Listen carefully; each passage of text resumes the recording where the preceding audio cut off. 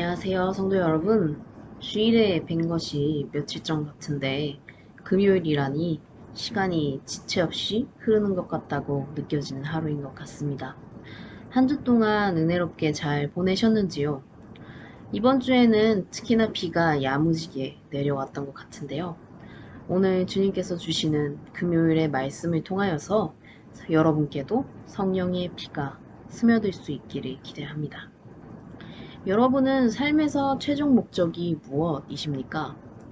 저는 아무래도 사람들을 도울 수 있는 만큼 최선을 다해 돕는 사람으로서 살아가는 마음을 가지고 싶은 것이 저의 최종 목적입니다. 사람마다 아주 다양한 목적들이 있겠지만 오늘의 삶에서 저와 여러분은 그리스도인으로서 하나님 나라에 대한 소망을 기대하며 살아가고 있습니다. 그런데 때로는 하나님 나라가 마치 나의 일생이 끝나는 순간에 경험하게 되는 것이라고 생각하는 경우가 있기 때문에 멀리 있는 천국이라는 공간으로 인식하게 될 때도 있습니다. 그런데 오늘의 본문에서는 이러한 하나님의 나라를 향하여 나아가는 그리스도인의 모습이 마지막에만 국한되어 있지 않다는 것을 보여주고 있습니다. 오히려 오늘 내 삶이 주님과 함께하는 삶이라면 더욱이 하나님의 나라를 향한 여정에 같이 걸어가야 한다는 사실을 나타내어 주고 있는데요. 왜냐하면 내 삶에 하나님과 함께하고 있는 신앙생활의 과정이 결국 하나님 나라가 이루어지는 것에 동참하는 것이라고 말하고 있기 때문입니다. 그렇다면 하나님 나라를 향한 길의 여정에 대하여 함께 알아보실까요? 첫 번째로는 주님과의 인격적 관계 없는 신앙은 하나님 나라에 향할 수 없다는 것입니다. 본문 30절의 말씀을 읽도록 하겠습니다. 또 이르시되 우리가 하나님의 나라를 어떻게 비교하며 또 무슨 비유로 나타낼까? 하나님 나라는 과연 무엇일까요? 누군가가 여러분에게 하나님 나라에 대하여 말해보라 한다면 어떻게 말씀하시겠습니까? 저는 이 내용을 정리할 시간을 한가득 준다고 하여도 쉽게 표현하기는 어려울 것 같다고 생각하였습니다. 문장으로 전달하는 것은 쉽지만 그 안에 담겨 있는 나 자신이 경험한 하나님에 대해 표현하는 것은 지극히 주관적이기 때문입니다. 게다가 오늘 30절에서 말하는 것처럼 하나님 나라에 대해서 말하고 표현하는 것이 아무리 좋고 좋은 단어와 문장들을 나열한다고 한들 쉽지 않다고 말하고 있습니다. 설령 그것에 대해 표현한다고 하더라도 오늘의 인간으로서의 생각들이 하나님 나라를 절대로 완벽하게 이해하게 하는 데에는 한계가 있기 때문입니다. 우리가 어떠한 상황이나 존재에게 공감할 수 있는 방법은 보통 이러합니다.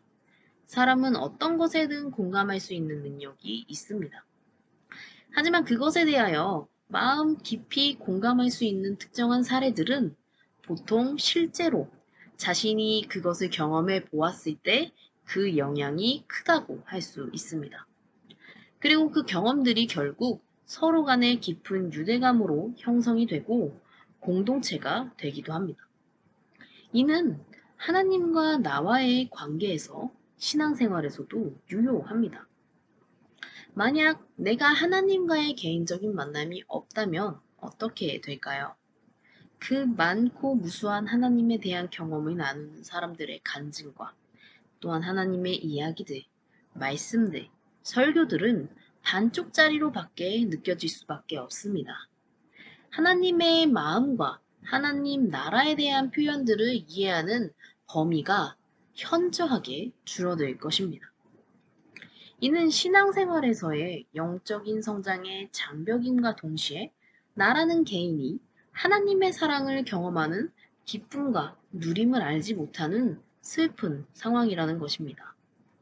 즉, 하나님 나라를 향하여 나아가자고 말은 하지만 진짜로 하나님 나라를 향한 방향이 어디며 무엇을 해야 하는지 알 수 없다는 것입니다.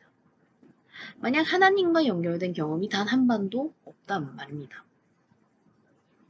때문에 하나님 나라를 향한 나의 여정이 가장 첫 발걸음이 돼야 되는 것은 무엇이냐? 바로 신앙생활에서의 하나님과의 이 개인적인 만남이 필요하다는 것입니다. 성도 여러분, 오늘 나에게 주시는 하나님의 마음에 반응하시고 만나십시오. 이는 오늘의 저와 여러분이 추구하는 목표이자 그를 통해 하나님 나라를 향하는 성도로서의 길에 동참하는 데에 큰 기여가 된다는 것을 믿으시길 바랍니다.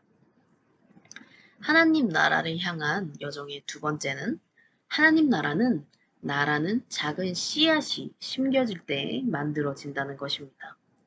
본문 31절과 32절의 말씀을 함께 보시겠습니다. 겨자씨 한 알과 같으니 땅에 심길 때에는 땅 위의 모든 씨보다 작은 것이로되 심긴 후에는 자라서 모든 풀보다 커지며 큰 가지를 내나니 공중의 새들이 그 그늘에 깃들일 만큼 되느니라. 히브리 사회에서 겨자씨는 작다는 의미를 내포하고 있습니다. 실제로도 참 작기도 하죠. 그 아주 작은 씨앗이 사실은 오늘의 나라는 사실을 보여주고 있는 것입니다. 그렇습니다. 하나님 나라를 향하는 길에서 나의 모습을 한번 생각해 보십시오. 만약 하나님 나라를 향한다는 혹은 하나님과 함께한다는 정체성과 방향성이 없다면 세상에서의 나의 모습은 어떠합니까? 이 세상에 얼마나 거대한 씨앗들이 있고 가득한가요? 때로는 그렇기 때문에 나라는 겨자씨를 바라보면 그저 작은 씨앗으로만 보입니다. 그런데 씨앗의 역할은 바로 그 씨를 통해서 열매를 맺는 것이죠. 결실을 맺는 삶을 얻는 것입니다. 그런데 씨가 심기지 않으면 아무리 거대하고 가득하고 작고 미미하던 간에 열매를 맺는 그 시작도 해낼 수가 없습니다. 내가 나를 겨자씨라고 여겨서 하나님 나라를 향한 길에 아무런 의미가 없다고 여겨서 심지 않는다면 한 영혼을 끝까지 사랑하시고 이끄시는 하나님의 그 마음인 하나님의 나라가 만들어지는 그 과정에 지체함이 생겨납니다. 왜냐? 주님은 내가 그 씨앗으로 심기기를 원하시기 때문입니다.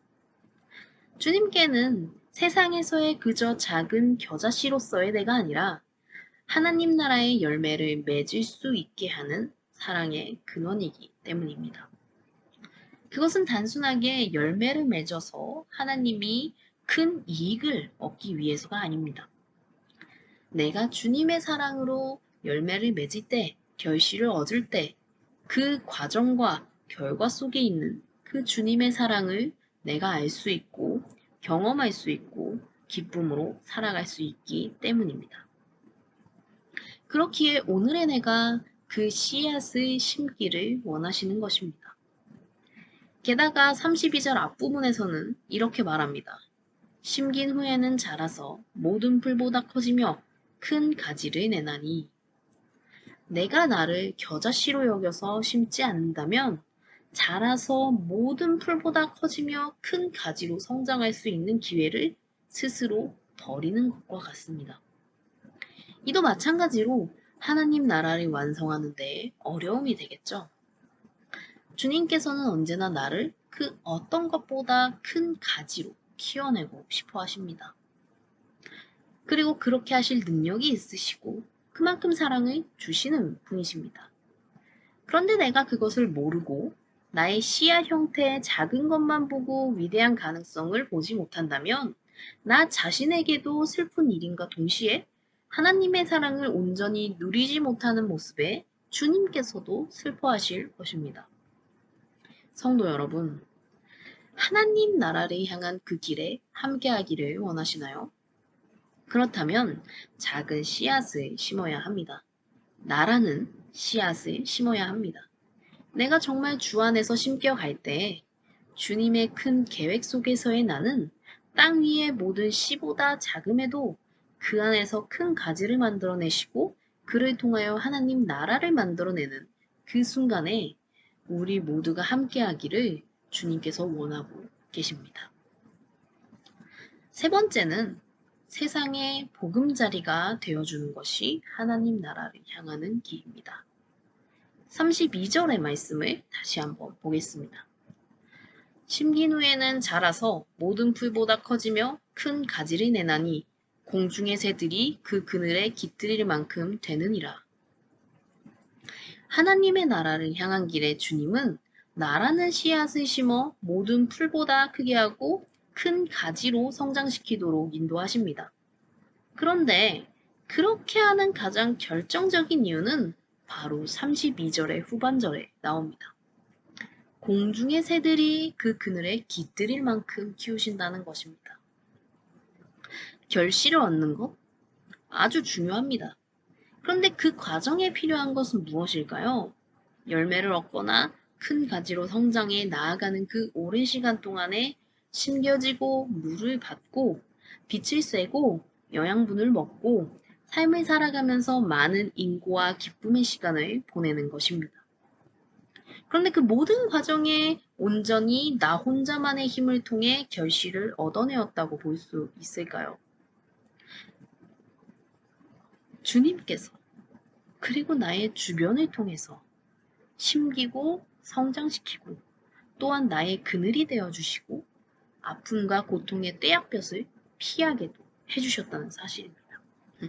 때로는 열매를 맺고 거대한 나무가 되어 커다란 가지로 나의 위대함이 드러나는 것에 초점을 맞추거나 주목할 수도 있습니다.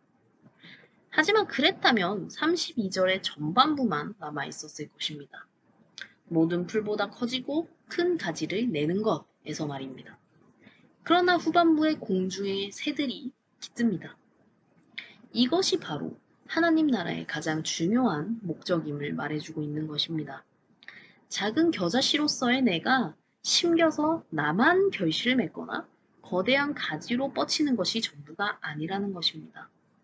바로 그 안에서 큰 가지를 통해 이 세상에서의 보금자리와 그늘이 필요한 이들에게 그러한 역할을 감당하는 것이 하나님 나라를 향한 성도의 모습임을 말해줍니다. 그리고 이 모습이 바로 하나님 나라의 모습입니다. 하나님 나라에는 어떠한 차별도 계급도 없습니다. 공중의 새는 마치 이방인과 같습니다. 때가 되면 철에 따라 멀리 떠났다가 그 주변을 맴돌고 머물다가 또 떠나는 이들이죠. 이 새들은 바로 모두를 말하는 것입니다. 나만이 아닌 나의 주변, 나와 다른 존재들 말입니다. 주님이 나를 심고 성장시키고 보금자리가 되어주듯이 그 사랑을 경험하는 내가 이 세상에서도 하나님 나라를 향한 길에 조금이라도 나아갈 수 있도록 자리를 마련해주고 함께하는 것, 쉼이 되어주는 것. 이것이 바로 우리가 할 수 있는 일이자 주님의 목적이라는 사실입니다. 사랑의 여러분, 하나님 나라를 향하는 그 길에 우리가 함께하기를 원합니다. 주님의 사랑을 깊이 경험하고 누리며 오늘 나에게 주시는 주님의 말씀에 귀 기울이십시오. 들으시고 주님께 구하시고 함께하려 하십시오. 주님과 개인적이고 인격적인 만남을 하십시오. 그 만남으로 나를 무한히 성장시키고 결실을 맺게 하실 주님을 기대하며 그 씨앗을 심기를 원합니다. 나의 행복과 모두의 행복을 위해서 말입니다. 그리고 그 사랑 때문에 나와 나의 주변과 다른 이들을 편하게 하고 쉬게 하고 행복하게 할 수 있는 그런 보금자리이자 쉼터가 될 수 있는 저와 여러분이 되기를 원합니다. 그렇게 하나님의 나라를 만들어가는 오늘의 사랑동산교회가 되기를 원합니다. 감사합니다.